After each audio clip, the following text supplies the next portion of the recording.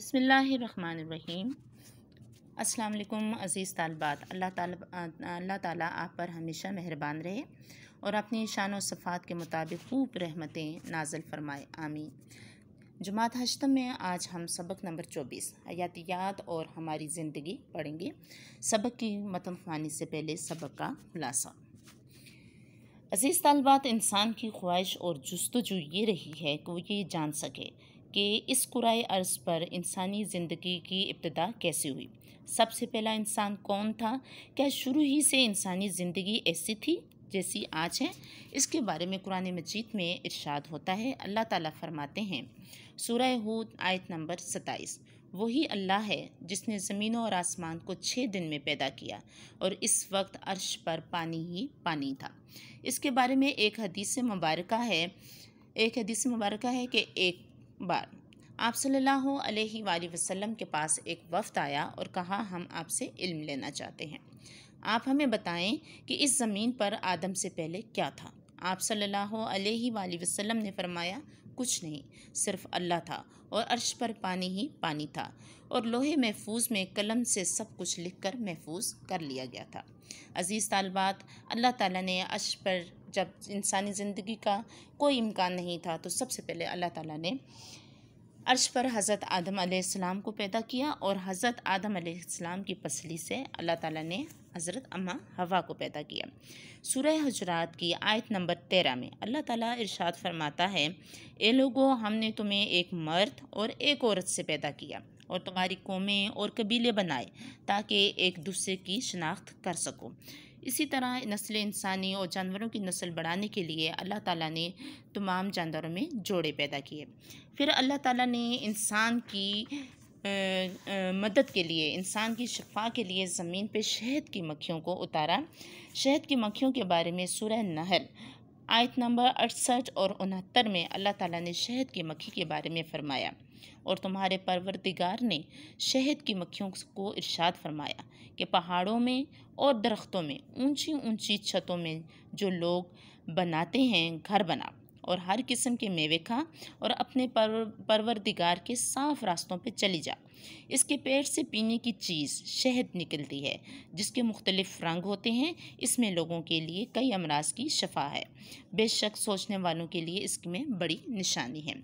इसके बाद अल्लाह ताला ने ज़मीन पे जो हमें मुख्तलिफ़ किस्म की फसलें, फल और चीज़ें अता की हैं, इरशाद फरमाया है कि सूरत अनाम में है आयत नंबर 99 में अल्लाह ताला इरशाद फरमाता है, वही तो है जिसने आसमान से मींह बरसाया, फिर हमें जो मींह बरसाया इससे तरह तरह के नबातात उगाए, फिर इससे सब्ज़ कोंपलें निकाली और इन कोंपलों में से एक दूसरे के साथ जुड़े हुए दाने निकालते हैं।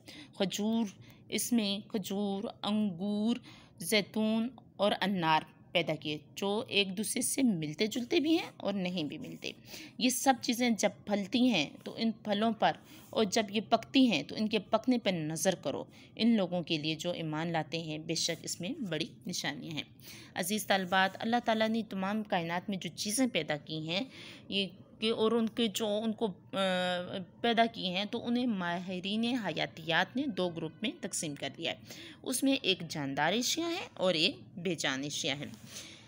अब जो जानदार एशिया हैं, जानदार एशिया में इंसान, जानवर और पौधे शामिल हैं, और ज़ाहिर बेजान एशिया में वो चीज़ें शामिल होंगी जैसे पहाड़ हैं, जो चीज़ें इंसान खुद बनाता है उनके बारे में वो बेजान चीज़ें हैं जो किसी की मोहताज हैं। तो ये जो जानदार चीज़ें हैं ये तमाम अशिया हयातियाती अमल से गुज़रती हैं। हयातियाती अमल से उनका पैदा होना, जैसे एक बीज को ज़मीन में लगाते हैं, फिर उससे एक छोटा सा पौधा निकलता है, पौधे से दरख्त बनता है, दरख्त से फल निकलता है, ये इसका हयातियाती अमल है। जिससे आपका, जैसे वो बायो का सब्जेक्ट है तो इसको हयातियाती अमल कहते हैं। तो अल्लाह ताला ने ऐसी सलाहियतें अता की हैं कि ये तख्लीकी अमल से गुज़र कर अपनी जो विरासत होती है उसको आगे मुंतकिल कर सकती हैं। तमाम जानदारों को अपना वजूद बरकरार रखने और अपनी नस्ल आगे बढ़ाने के लिए पानी, हवा और रोशनी की ज़रूरत होती है। अगर इनमें से एक चीज़ भी दस्तयाब ना हो तो ज़िंदगी बरकरार नहीं रह सकती। माहिरीन हयातियात ने पौधों और जानवरों को मुख्तलिफ़ किस्मों में तकसीम कर दिया है। हर किस्म की अपनी खुसूसियात हैं जो दूसरों से इसे मुमताज़ और मुनफरिद बनाते हैं। पौधे हमारे लिए बहुत बड़ी नेमत हैं। पौधों से हमें खुराक मुहैया होती है। इस लकड़ी हमें रोज़मर्रा की चीज़ें बनाने में इस्तेमाल करते हैं। अगर पौधे ना हों तो इंसान और दूसरे जानवरों का वजूद ख़तरे में पड़ जाए और ज़िंदगी बरकरार रखना मुश्किल हो जाए। जिस तरह पौधों की अक़साम है, इसी तरह अल्लाह ताला ने जानवरों की भी अक़साम बनाई हैं। जानवर भी इंसान को खुराक मुहैया करते हैं। अपनी ऊन, चमड़े और से पोशाक उनकी जानवरों की ऊन से, चमड़े से पोशाक बनाते हैं और सवारी के काम आते हैं। अज़ीज़ तालिबात, हमें चाहिए कि हम अल्लाह ताला की बनाई हुई हर चीज़ पे गौर करें, अल्लाह ताला की नेमतों का शुक्र अदा करें और अपनी ज़िंदगी का अक्सर मकसद पहचानें और दूसरे लोगों के काम आए। बकौल शायर, अपने लिए तो सब ही जीते हैं इस जहां में, अपने लिए तो सब ही जीते हैं इस जहां में, है ज़िंदगी का मकसद औरों के काम आना।